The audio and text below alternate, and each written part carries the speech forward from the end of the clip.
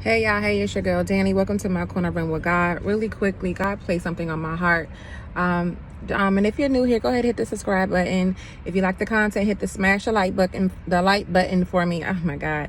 And if you don't want to miss out on any of my content, go ahead and hit the notification bell. Okay, so the Lord was speaking to me, and he was talking to me about how people believe that there's a God, but you have a hard time believing in the things that he's able to do, having a hard time believing in who he is, and that he's able to do exceedingly abundantly above all things that you could ever think or dream or imagine. And so he was speaking to me about people belief systems like, yeah, we believe there's a Christ, but don't believe that he is who he say he is. Don't believe that he's able to do all things that he said he's able to do. Where he says here in Luke chapter 1 verse 37, for with God nothing will be impossible.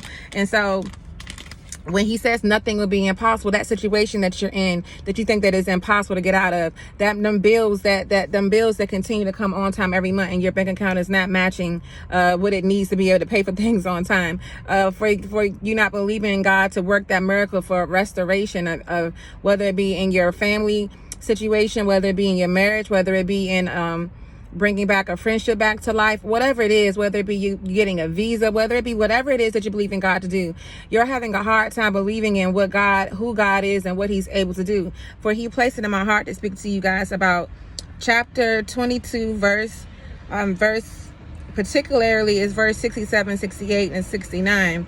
But I'm going to read it starting from 66. So it says, as soon as it was day, the elders of people, both chief priests and scribes, came together and led him into the council, saying, if you are the Christ, tell us. But he said to them, if I tell you, you will by no means believe. And if I also ask you, you will by no means answer me or let me go. Hereafter the Son of Man will sit on the right hand of the power of God. Then they all said, are you then the Son of God?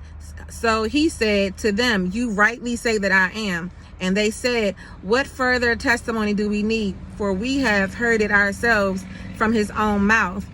They were ready to persecute him. They were judging him, saying that basically, he's not who he said he is, and that he's he's spreading all of this confusion or whatever by pretending to be something that he's not, in other words.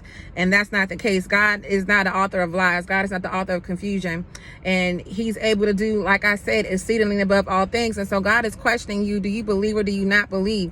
Do you believe that he's who he say he is? Do you believe that he's capable of doing all things? Do you think that he's able to make the impossible possible? He's speaking to you and he's asking you, do you believe? He says again, if I tell you, you will by no means believe. He's telling you where is your belief system at?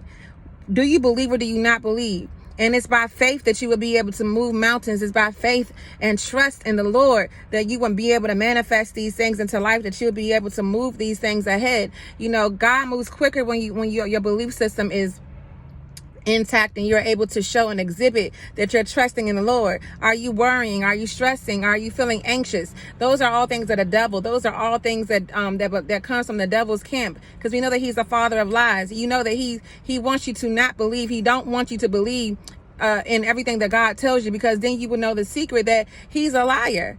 He's a liar, and there's no truth in him. There is no truth in the devil. There is no truth in the things that he continues to try to show you, even if it's the illusions that he's placing in front of your eyes to make you believe and make you run and to make you question God. Believe me when I tell you, and you don't have to believe me, believe God when he tells you he is who he is, and that he's able to do exceedingly above all things that you could think and a dream or imagine of. Okay, so God just wanted me to drop in real quick and ask you.